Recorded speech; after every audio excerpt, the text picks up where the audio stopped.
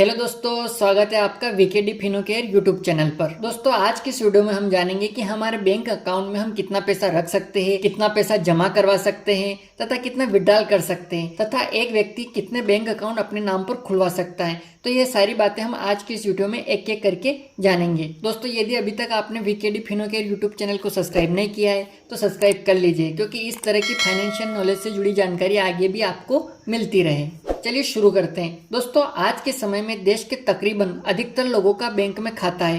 पहले के समय में बहुत ही कम लोगों का बैंक में खाता हुआ करता था। दोस्तों, बैंक अपने ग्राहकों को कई प्रकार के अकाउंट खोलने की सुविधा देता है। इनमें आपकी बचत की कमाई सुरक्षित रखने के लिए बचत खाते से लेकर निवेश की सुविधा देने वाला डीमैट खाता तक शामिल होता है। जैसा कि नाम से स्पष्ट है, बचत खाते में लोग अपनी बचत की कमाई रखते हैं। कोई भी व्यक्ति बैंक में पहली बार खाता खुलवाता है तो बचत खाता यानी कि सेविंग अकाउंट ही होता है। दोस्तों, प्रधानमंत्री नरेंद्र मोदी ने भी वित्तीय समावेशन के लिए देश भर में जनधन योजना का शुभारंभ किया था। तो इसके अंतर्गत खोले गए खाते भी बचत खाते ही हैं। बहुत सारे लोगों के मन में इस खाते को लेकर भ्रम की स्थिति रहती है कि इन खातों में कितना पैसा रखा जा सकता है। तो आज की इस वीडियो में हम जानेंगे कि हम सेविंग अकाउंट में कितने पैसे रख सकते हैं। तो सबसे पहले हम जानते हैं कि सेविंग अकाउंट में कितना पैसा रखा जा सकता है। तो दोस्तों, बात बचत खाते की करें तो अधिकांश बैंकों ने बचत खाते में कितना पैसा रखा जा सकता है इसकी कोई अधिकतम लिमिट निर्धारित नहीं की है। यानी कि किसी भी तरह की बैंक में सामान्य बचत खाते में पैसा जमा करने के लिए किसी तरह की अधिकतम लिमिट नहीं रखी गई है। इसका मतलब यह है कि आप अपने बचत खाते में जितना चाहे उतना पैसा रख सकते हैं। इसके साथ ही आप अपने नाम पर कई बचत खाते खुलवा भी सकते हैं।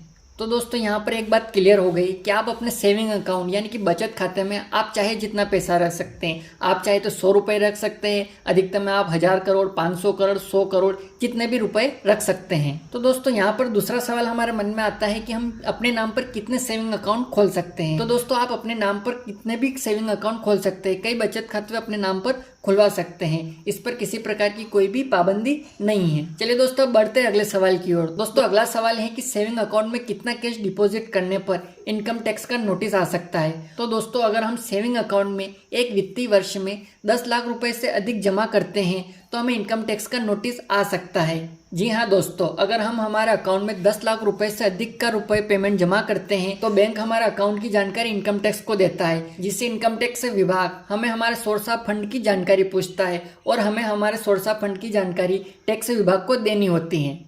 इसके अलावा दोस्तों, एक सवाल और होता है कि हम मंथली यानी कि मासिक एक महीने में कितना कैश डिपॉजिट कर सकते हैं। तो दोस्तों, इसकी भी एक सीमा तय की गई है। यदि आप सेविंग अकाउंट में 2.5 लाख रुपए से अधिक का कैश डिपॉजिट एक साथ जमा करते हैं मंथली, तो इस पर भी आपको इनकम टैक्स का नोटिस आ सकता है। दोस्तों, यहाँ पर एक उदाहरण से समझते हैं कि आपने अपने सेविंग अकाउंट में एक वित्तीय वर्ष में 8 लाख रुपए जमा किए हैं, लेकिन आपने एक बड़ा ट्रांजैक्शन करके 4 लाख रुपए या 3 लाख रुपए एक साथ जमा किए हैं, तो इस पर भी इनकम टैक्स विभाग आपको नोटिस भेज सकता है और इसकी जानकारी आपको इनकम टैक्स विभाग को देनी होती है। चाहे आपने 10 लाख रुपए से कम 8 लाख रुपए ही जमा किए हो, किंतु आपने एक ट्रांजैक्शन बड़ा किया है जिसमें आपके 2.5 लाख रुपए से अधिक की सीमा होती है, वो इनकम टैक्स विभाग को सोर्स ऑफ इनकम की जानकारी देनी होती है। और इन सब के अलावा भी दोस्तों, यदि आप 10,000 रुपए से अधिक का ब्याज कमाते हैं तो उस पर भी आपका 10% का TDS कटता है। इसको एक उदाहरण से समझते हैं कि यदि किसी व्यक्ति की आयु 60 वर्ष है और उसके सेविंग अकाउंट में जमा राशि पर ब्याज 10,000 रुपए से अधिक हो जाता है तो बैंक द्वारा उस पर 10% का TDS काटने का नियम है। इसमें आपके सभी बचत खाते का ब्याज जोड़कर TDS काट लिया जाता है। लेकिन यदि आपकी वार्षिक आय में उस ब्याज को मिलाकर भी इतनी रकम नहीं बनती है कि उसके ऊपर टैक्स लिया जा सके, तो आप फॉर्म 15G जमा करके TDS की कटौती से बच सकते हैं। इसी तरह से अगर कोई 60 वर्ष से अधिक की आयु वाला व्यक्ति के बचत खाते पर यदि सालाना ब्याज 50,000 रुपए से अधिक बनता है तो उस पर 10% TDS कटेगा। इस ब्याज की लिमिट में ग्राहक की FD यानी कि फिक्स डिपॉजिट या RD रेकरिंग डिपॉजिट का ब्याज भी शामिल किया जाता है। चलिए दोस्तों, बढ़ते हैं अगले सवाल की ओर। एक माह में हम अपने सेविंग अकाउंट में कितने पैसे जमा करवा सकते हैं। तो दोस्तों, आप अपने बचत खाता यानी कि सेविंग अकाउंट में आप एक महीने में कितनी बार पैसा जमा कर सकते हैं, इसकी सीमा भी कुछ बैंकों ने तय कर रखी है। भारतीय स्टेट बैंक में आपको एक माह में 3 बार ही पैसे जमा करने की सलाह दी जाती है। यदि आप चौथी बार या उसके बाद जितनी बार भी अपने पैसे जमा करते हैं तो आपको राशि जमा करने पर 50 रुपए का शुल्क लगेगा। इसी तरह ICICI बैंक एक माह में 4 बार निःशुल्क राशि जमा कराने की अनुमति देता है। इसके बाद प्रति 1000 रुपये पर 5 रुपये का शुल्क काट लिया जाता है। इसमें अधिकतम 150 रुपये की कटौती की जा सकती है।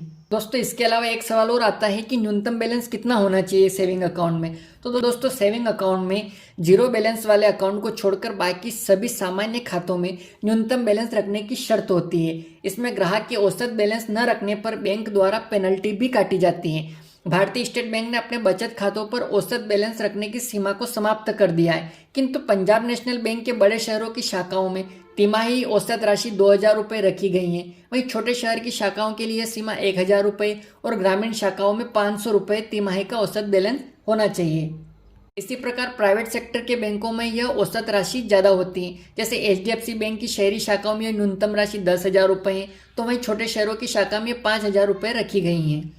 तो दोस्तों आज की इस वीडियो में मैंने आपको बताया कि आप अपने सेविंग अकाउंट में कितने पैसे रख सकते हैं। यदि आप भी अपने बचत को बैंक में सुरक्षित रखना चाहते हैं तो इस वीडियो में बताई गई बातों को अवश्य ध्यान में रखें। तो दोस्तों इस प्रकार की जानकारी आप आगे भविष्य में भी चाहते हैं तो हमारे YouTube चैनल को सब्सक्राइब कर लीजिए और बेल आइकन को प्रेस कर लीजिए ताकि आगे भी आपको इस तरह की वीडियो मिल जाए।